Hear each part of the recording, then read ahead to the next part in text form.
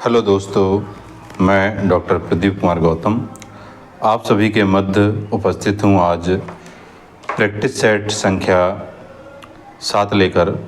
और practice set संख्या 7 में मूलतः मैंने छत्तीसगढ़ लोक सेवा आयोग के असिस्टेंट प्रोफेसर की परीक्षा 2014 में हुई थी, उसके 50 प्रश्न को लिया हुआ है यहाँ पर। चूँकि अभी कई व्यस्तताएं ऐसी हैं जिसमें थोड़ा पीपीटी तैयार करने में परेशानी हो रही थी, तो हमने सोचा कि क्यों ना पुराने पेपरों को ही हल किया जाए। तो चलिए हम लोग देखते हैं। पहला प्रश्न हमारा है, राहुल सांकृत्यायन ने हिंदी का पहला कवि किसे माना। पहला प्रश्न क्या कह रहा है कि राहुल सांकृत्यायन ने हिंदी का प्रथम कवि किसे माना। तो यदि हम लोग देखें तो राहुल सांकृत्यायन ने हिंदी का प्रथम कवि किसको माना है, सरहपा को माना है। अगर हम लोग देखें तो इन्होंने अपनी खोज रिपोर्ट के आधार पर जो है क्या किया है, इसको सरहपा जी को हिंदी का पहला कवि माना है। सरहपा के बारे में यदि हम लोग जानें तो ये क्या है, सहजयान, जो सहजयान के क्या है, प्रवर्तक रहे हैं। और यदि हम लोग आगे देखें तो इन्होंने लगातार जो है बहुत अधिक काम किया है। अगर हम लोग इनके बारे में देखें तो बच्चन सिंह, सरहपा के बारे में बच्चन सिंह लिखते हैं कि आक्रोश की भाषा का पहला प्रयोग सरहपा में दिखाई देता है। कि क्या, आक्रोश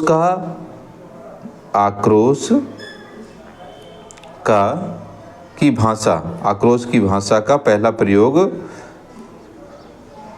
प्रयोग किस में दिखाई देता है, सरहपा में दिखाई देता है। ये कथन किसका है,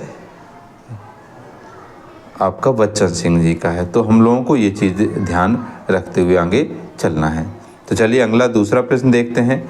तो दूसरा प्रश्न है, सिद्धों की वाणियों को हिंदी काव्य धारा के नाम से किसने संग्रहित किया। क्या, सिद्धों की वाणियों को हिंदी काव्य धारा नाम से किसने संग्रहित किया। तो हम लोगों को मालूम है कि यह किसने किया है, महापंडित राहुल सांकृत्यायन जी ने इसको किया हुआ है। और यदि हम लोग इनके अलावा और अगर हम देखें तो हरप्रसाद शास्त्री जी हैं, उन्होंने 1907 में, कब, 1907 में नेपाल में जाकर जो है क्या किया था, इनकी कुछ वाणियों को संग्रहित किया था। और यदि हम लोग सिद्धों की भाषा को देखें तो सिद्धों की भाषा को क्या कहा जाता है, संधा भाषा कहा जाता है। शुद्धों की संख्या अगर हम लोग देखें तो कितनी, 84 बताई गई है।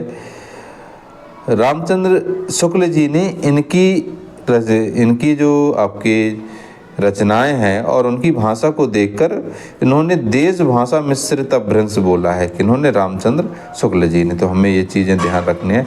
अगला प्रश्न है, सूरदास की रचना का आधार है। तो सूरदास की सूरसागर की रचना का आधार है। तो सूरसागर की रचना का आधार क्या है, तो अगर हम लोग देखें तो क्या है, श्रीमद् भागवत है। अब श्रीमद् भागवत जो है क्या है, इसमें अगर हम लोग देखें तो इसमें भागवत में कितने 12 स्कंद हमें क्या करते हैं, देखने को मिलते हैं। और इसके साथ साथ सूरसागर के जो है 400 गीतों, कितने, 400 गीतों का संकलन करके जो है क्या बनाया गया है, भ्रमर गीत सार का निर्माण किया गया है। कई बार भ्रमर गीत से बहुत प्रश्न पूछे जाते हैं, तो हमें ये बिंदु ध्यान रखना है। फिर आगे हम लोग देखें तो अगला प्रश्न है, निम्न में से कौन सी छायावादी शैली की प्रमुख विशेषता नहीं है। मतलब यहाँ पर पूछा गया है कि नहीं है। हमें प्रश्नों को हल करते समय हमेशा यहाँ पर ज़रूर ध्यान देना है या नहीं है। तो अगर हम लोग देखें तो निम्न में से कौन सी छायावादी शैली की प्रमुख विशेषता नहीं है। इसमें कौन कौन सी दी हैं, गीत प्रधानता, लाक्षणिकता, प्रतीकात्मकता, तत्सम बहुलता, इतिवृत्तात्मकता। तो अगर हम देखें तो इतिवृत्तात्मकता यहाँ नहीं होगी। कौन सी? इतिवृत्तात्मकता। ये इतिवृत्तात्मक जो लेखन मिलता है वो द्विवेदी युग में सबसे ज़्यादा मिलता है। द्विवेदी युग में सबसे ज़्यादा इसको हमें देखने को मिलता है। तो ये चीज़ें हैं। छायावाद की विशेषताओं को अगर हम लोग देखें तो वैयक्तिकता, नवीन सौंदर्य बोध, स्वच्छंद कल्पना, जिज्ञासा का बोध, वेदना की अभिव्यक्ति, रहस्यात्मकता और राष्ट्रीयता, ये जो है कुछ विशेषताएं हमें क्या करते हैं छायावाद में दिखाई देती हैं। आगे हम लोग देखें तो अज्ञेय के संपादन में कितने सप्तकों का प्रकाशन हुआ? कितने सप्तकों का प्रकाशन हुआ अज्ञेय के संपादन में? तो हम लोग देखें तो कितने हुए हैं? 4 हुए हैं। अगर हम लोग देखें तो तार सप्तक जो था, तो तार सप्तक का जो प्रकाशन है, पहला जो शब्द किसका? तार सप्तक। तार सप्तक है, इसका जो प्रकाशन हुआ था वो हुआ था 1943 में। ठीक है। अगर हम लोग देखें यहीं पर कि दूसरा जो तार सप्तक है, तो दूसरा तार सप्तक का अगर प्रकाशन हुआ था तो वह हुआ था 1951 में। अगर हम लोग देखें तीसरा, तो तीसरा जो तार सप्तक था वो जो है प्रकाशित हुआ था 1959 में। कब हुआ था? 1959 में। और अगर हम लोग देखें चौथा, तो चौथा जो हुआ था वो कब हुआ था? वह हुआ था 1979 में, 79। ठीक है। तो ये हमारे जो तार सप्तक है इस तरीके से प्रकाशित हुए थे। अगर हम लोग इन्हीं में रचनाकारों की बात करें तो ज़्यादा डिटेल्स में हम लोग पहुंच जाएंगे। तार सप्तक में मूलतः अज्ञेय, मुक्तिबोध, गिरिजा कुमार माथुर, प्रभाकर माचवे, भारत भूषण अग्रवाल, नेमिचंद जैन और रामविलास शर्मा जी मिलते हैं। दूसरे तार सप्तक में रघुवीर सहाय, धर्मवीर भारती, नरेश मेहता, शमशेर बहादुर सिंह, भवानी प्रसाद मिश्र, शाकुंत माथुर और हरिनारायण व्यास देखने को मिलते हैं। तीसरे तार सप्तक में कीर्ति चौधरी, प्रयागनारायण त्रिपाठी, केदारनाथ सिंह, कुंवर नारायण, विजय देवनारायण शाही, सर्वेश्वर दयाल सक्सेना और मदन वात्स्यायन देखने को मिलते हैं। चौथा सप्तक होता है उसमें अवधेश कुमार, राजकुमार कुंभज, स्वदेश भारती और इसके साथ में नंद किशोर आचार्य, सुमन राजेश, श्री राम वर्मा और राजेंद्र किशोर मिलते हैं। तो अगला हम लोग प्रश्न देखते हैं। कामायनी में श्रद्धा किस गोत्र की है? पूछा गया है गोत्र क्या था कामायनी में श्रद्धा किस गोत्र की है? तो किस गोत्र की है कामायनी?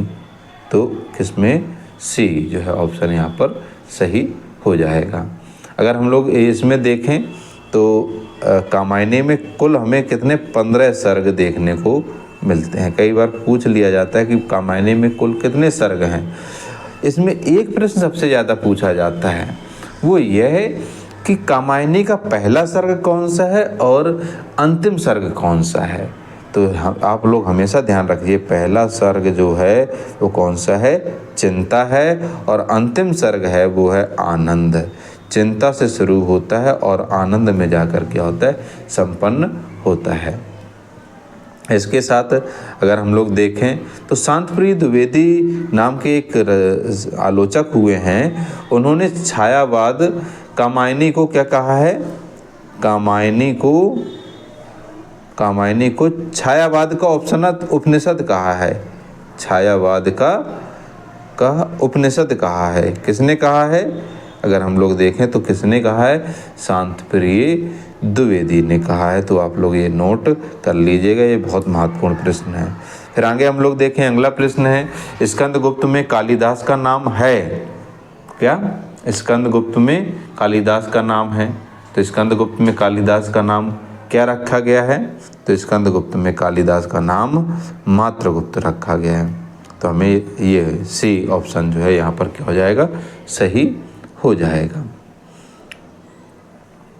स्कंदगुप्त के बारे में अगर हम लोग देखें तो स्कंदगुप्त जयशंकर प्रसाद द्वारा रचित जो है एक नाट्य विधा की रचना है, जो कब प्रकाशित हुई थी? 1928 ईस्वी में। कब? 1928 में जो है ये प्रकाशित हुई थी। इसके महत्वपूर्ण पात्र रहते हैं, उनको भी आप लोग देख लीजिएगा। गरीबी और जहालत इस रोग के दो कीटाणु हैं। महिला आंचल में यह वाक्य किसका है? देखिए क्या है, गरीबी और जहालत इस रोग के दो कीटाणु हैं। कि मतलब यदि मनुष्य है और मनुष्य का जीवन गरीबी और जहालत में व्यतीत करता है तो वो एक रोगी की तरह है, और वो सबसे बड़े कीटाणु हैं मनुष्य के जीवन को जो खा जाते हैं। और ये कथन किसका है ये पूछा गया है, तो यह कथन है डॉक्टर प्रशांत जी का। किसका है? प्रशांत का है। ठीक है। अगर हम लोग इसमें देखें कि जो आपकी महिला आंचल उपन्यास है उसके रचनाकार कौन है, तो फणीश्वरनाथ रेणु जी हैं। और इसके साथ अगर प्रश्न पूछ लिया जाए कि महिला आंचल कब प्रकाशित हुआ था, तो ये हुआ था 1954 ईस्वी में। तो हमें ये ध्यान रखना है। अगला प्रश्न है, अंधा युग में प्रतिहिंसा का प्रतीक है। मतलब अंधा युग में प्रतिहिंसा का प्रतीक है, मतलब प्रतिहिंसा का प्रतीक कौन है? तो अगर हम लोग देखें तो प्रतिहिंसा का जो आपका प्रतीक इसमें देखा जाता है तो वो कौन किसे देखा जाता है? अश्वत्थामा को देखा जाता है। कि अश्वत्थामा किस तरीके से जो है बार बार में जब वह गर्भवती स्त्री की जो अभिमन्यु की पत्नी रही होती है उसके उसमें जो है वो अपना शस्त्र छोड़ देता है, तो फिर उसके बाद उसको कितना जो है मतलब युद्ध के नियम होते हैं कि युद्ध में स्त्री और बच्चों को आप शामिल नहीं कर सकते हैं, लेकिन धृतराष्ट्र क्या करता है, अश्वत्थामा उस नियम को तोड़ता है। तो उसे एक शाप दिया जाता है। पूरा अगर आप लोग नाटक पढ़ेंगे तो बहुत ही महत्वपूर्ण ये नाटक है। अगला प्रश्न हम लोग देखें तो अगला प्रश्न है, मिट्टी के लौंदे सबके सब मिट्टी के लौंदे आधे अधूरे में यह कथन किसका है? क्या है? मिट्टी के लौंदे आधे, मतलब सबके सब मिट्टी के लौंदे। तो ये जो है कथन किसका है ये पूछा गया है। तो ये जो है कथन है छोटी लड़की का। किसका है? छोटी की लड़की का है। अगर हम लोग देखें तो इसमें जो आपका ये नाटक किस तरीके का है, तो ये आधुनिकता बोध को दर्शाता है कि आधुनिक समय में समाज किस तरीके का हो गया, परिवार किस तरीके के हो गए। ये मोहन राकेश जी का नाटक है आधे अधूरे। इनका है मोहन राकेश जी का, जो बहुत ही प्रसिद्ध जो है नाटककार हैं, रचनाकार हैं। और इसके साथ साथ यह कब प्रकाशित हुआ था ये पूछ लिया जाएगा, तो ये हुआ था 1969 ईस्वी में। तो हमें ये ध्यान रखना है। अगला प्रश्न है, कविता क्या है? निबंध में भाव बलता के उदाहरण के लिए किसका पद उद्धृत है? क्या प्रश्न है कि कविता क्या है? तो कविता क्या है? निबंध में भावबलता के उदाहरण के लिए किसका पद उद्धृत है? तो किसका पद उद्धृत किया है जो है वह किया है मतिराम जी का। कविता क्या है ये तो हमें मालूम है, किनका? आचार्य रामचंद्र शुक्ल जी की का जो है निबंध है। रामचंद्र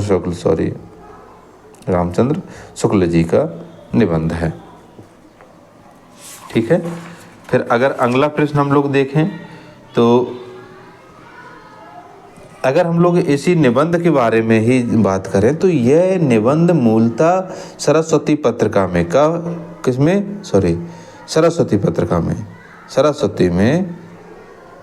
सरस्वती में ये कब प्रकाशित हुआ था? ये हुआ था 1909 में। ठीक है। और अगर हम लोग देखें तो चिंतामणि में भाग 1 में विचार वीथी में ये जो है 1930 में प्रकाशित हुआ था। कब? 1930 में जो उनका निबंध संग्रह है क्या? चिंतामणि। देखिए इसमें आप लोग लेख के ऊपर ध्यान नहीं दीजिएगा क्योंकि इसमें लेख ऐसे ही आते हैं। चलिए आगे देखिए, काव्यम ग्रहम अलंकारात सूत्र किसका है?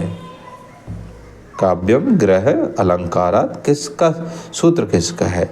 तो प्रश्न नंबर 13, तो ये सूत्र किसका है? तो यह सूत्र है वामन जी का। और इसके साथ साथ वामन जो है क्या है, वो जो है मूलतः रीत संप्रदाय के क्या है, वामन क्या है, रीत संप्रदाय के प्रवर्तक हैं। और इन्होंने काव्यालंकार सूत्र, इनकी रचना का नाम है यदि हम लोग देखें तो काव्यालंकार सूत्र की इन्होंने क्या की है, रचना की है। ठीक है, तो हमें ये चीज़ ध्यान रखनी है। चलिए अगला प्रश्न हम लोग देखें। तो अगला प्रश्न है, अरस्तु के अनुसार अनुकरण है कि अरस्तु के अनुसार अनुकरण क्या है। तो अरस्तु के अनुसार अनुकरण है क्या, नवसर्जन है। ठीक है,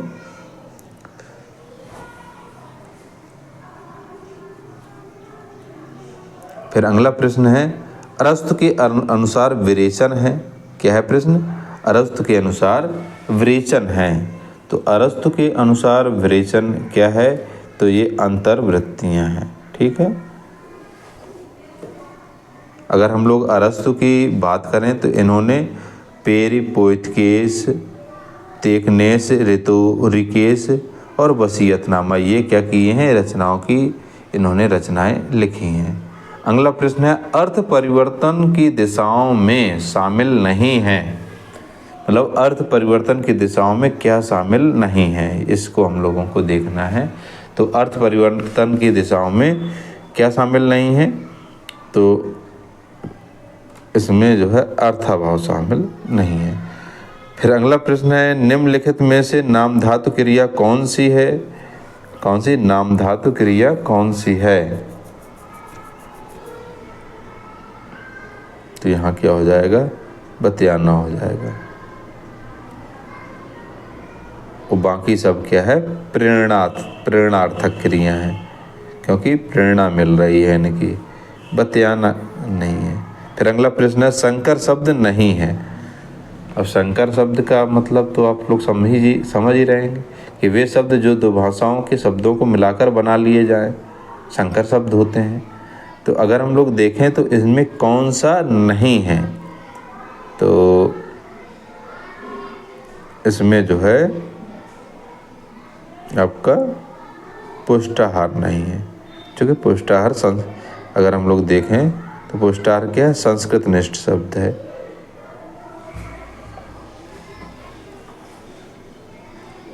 फिर अगला प्रश्न है, मूल संस्कृत शब्दों में ध्वन्यात्मक परिवर्तन से बने शब्द कहलाते हैं। क्या है कि मूल संस्कृत शब्द में ध्वन्यात्मक परिवर्तन से बने शब्द कहलाते हैं।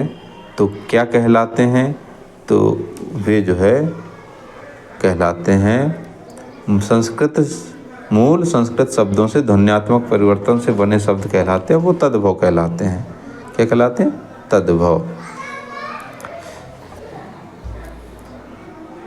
फिर अगला प्रश्न हम लोग देखें तो अगला प्रश्न है, हिंदी शब्दों की वर्तनी में ध्वनियों के क्रम का उल्लंघन होता है। तो मतलब ध्वनियों का उल्लंघन कैसे होता है, तो प्रश्न संख्या कौन सा है, 20 है। तो किससे होता है, ई की मात्रा से होता है। फिर अगला प्रश्न है, हिंदी नवरत्न में किस कवि को शामिल नहीं किया गया। तो अगर हम लोग देखें, चिंतामणि, भूषण, चंद्रवरदाई, देव, भारतेंदु, हरिश्चंद्र जी। तो अगर हम लोग देखें तो इसमें जो है चिंतामणि को शामिल नहीं किया गया है। किसको नहीं किया गया, चिंतामणि को शामिल नहीं किया गया है, क्योंकि भूषण का नाम तो त्रिपाठी बंधु के तौर पे आता है। तो त्रिपाठी बंधु में दो लोगों को लिया गया है, मतीराम को और भूषण को। चंद्रवरदाई इसमें देखने को मिलते हैं, देव मिलते हैं, भारतेंदु हरिश्चंद्र जी मिलते हैं। अगर और रचनाकारों को देखें तो तुलसीदास जी मिलते हैं, इसी में देव मिलते हैं। त्रिपाठी बंधु में भूषण और मतीराम जी हो ही जाएंगे। केशव दास जी मिलते हैं, चंद्रवरदाई मिलते हैं, सूरदास मिलते हैं, बिहारी मिलते हैं और कबीरदास जी मिलते हैं और भारतेंदु हरिश्चंद्र। तो ये रचनाकार जो है हमें नवरत्न में देखने को मिलते हैं। अगला प्रश्न है मिश्र बंधु विनोद के लेखक हैं। तो मिश्र बंधु विनोद के लेखक कौन हैं? तो उसमें देखिए, एक तो गणेश बिहारी मिश्र, श्याम बिहारी मिश्र, सुखदेव बिहारी मिश्र। तो इसका ऑप्शन कौन सा हो जाएगा? बी हो जाएगा, गणेश बिहारी मिश्र, श्याम बिहारी मिश्र और सुखदेव बिहारी मिश्र। तो ये जो है ऑप्शन क्या हो जाएगा? सही हो जाएगा। और मिश्र बंधु विनोद की रचना जब हुई थी वो कब हुई थी? वो हुई थी 1913 ईस्वी में। ठीक है। और इसमें इन्होंने सबसे ज़्यादा रचनाकारों का संकलन किया है, इसलिए आपके शुक्ल जी ने इसे क्या किया है? वृत्तों का संग्रह कहा है। भक्ति को भारतीय चिंता का स्वाभाविक विकास किसने माना है? तो ये प्रश्न तो बहुत महत्वपूर्ण है और बहुत बार ये परीक्षाओं में पूछा भी जा चुका है। तो कौन है?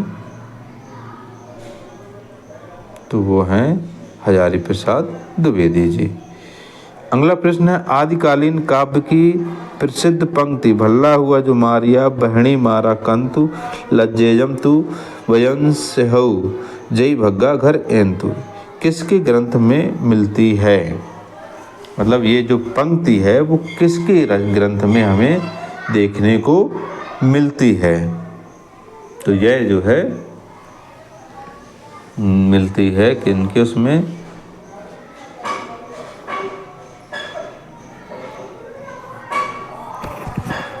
मूलतः हेमचंद्र जी के, हेमचंद्र जी के ग्रंथ में हमें क्या करते हैं? देखने को मिलता है। और हेमचंद्र कौन थे? जैन आचार्य थे। कौन थे? जैन आचार्य थे। और इनकी रचनाएं बहुत महत्वपूर्ण हैं। इनकी रचनाओं में सिद्ध हेमचंद्र शब्द अनुशासन देखने को मिलता है, कुमारपाल चरित्र देखने को मिलता है, योग शास्त्र मिलता है, प्राकृत व्याकरण मिलता है, छंदानुशासन मिलता है और देसी नाम माला कोश मिलता है। मतलब ये कहा जाए कि हेमचंद्र जी जो है उस समय के सबसे बड़े व्याकरणकर्ता थे, व्याकरण के रचनाकार थे। ठीक है। अगला प्रश्न हम लोग देखें तो रीत काल में वीर काव्य लिखने के लिए सर्वाधिक प्रसिद्ध किसे मिली? मतलब रीत काल में वीर काव्य लिखने के लिए सर्वाधिक प्रसिद्धि किसे मिली? तो सर्वाधिक प्रसिद्धि किसे मिली?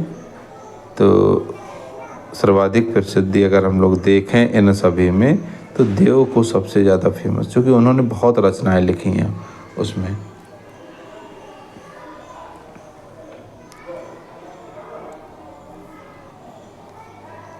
सॉरी,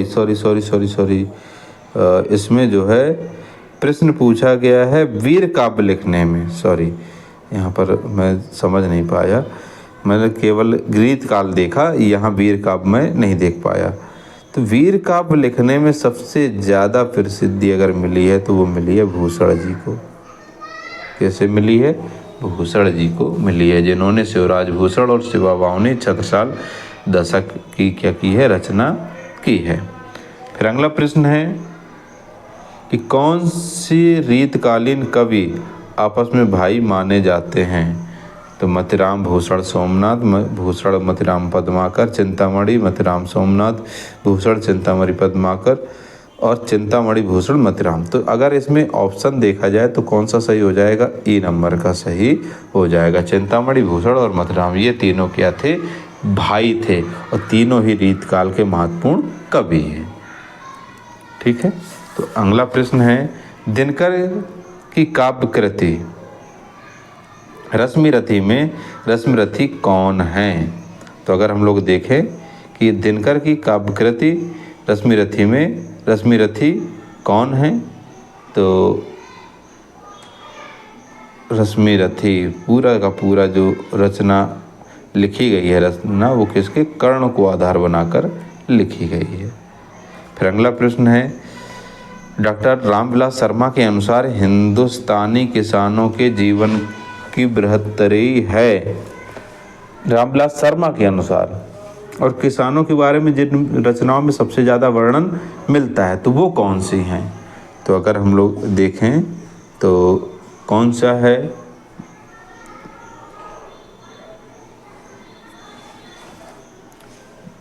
इसमें ऑप्शन संख्या प्रेमाश्रम, कर्मभूमि और गोदान आ जाएंगे। अगर हम लोग देखें तो जो फिर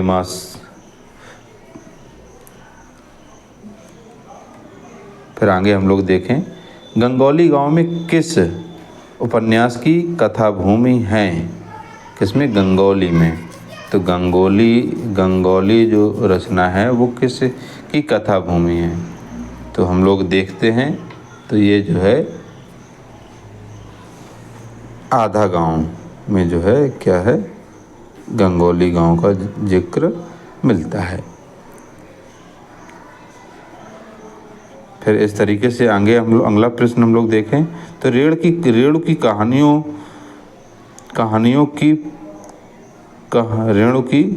की प्रमुख विशेषता है। तो रेणु की कहानियों की प्रमुख विशेषता क्या है? तो वह है ग्रामीण जीवन की सरसता। क्या है? ग्रामीण जीवन की सरसता। तो इस प्रकार से हम लोगों ने यहाँ तक कितने कुल 30 प्रश्नों को यहाँ तक देख लिया है। अब चूँकि बहुत लंबा वीडियो हो जाता है, अगर हम पूरे 50 या 100 प्रश्न लेंगे तो हम लोग कुल केवल अभी 30 प्रश्न ले रहे हैं। इसके अगले वीडियो हम लोग आज ही बनाएंगे और उसमें 30 प्रश्नों को और ले लेंगे। आपको वीडियो कैसा लगा आप लोग कमेंट्स बॉक्स में ज़रूर बताएं। साथ ही आप चैनल को लाइक और सब्सक्राइब अवश्य करें। आप सभी अभी तक जुड़े रहे इसके लिए बहुत बहुत धन्यवाद।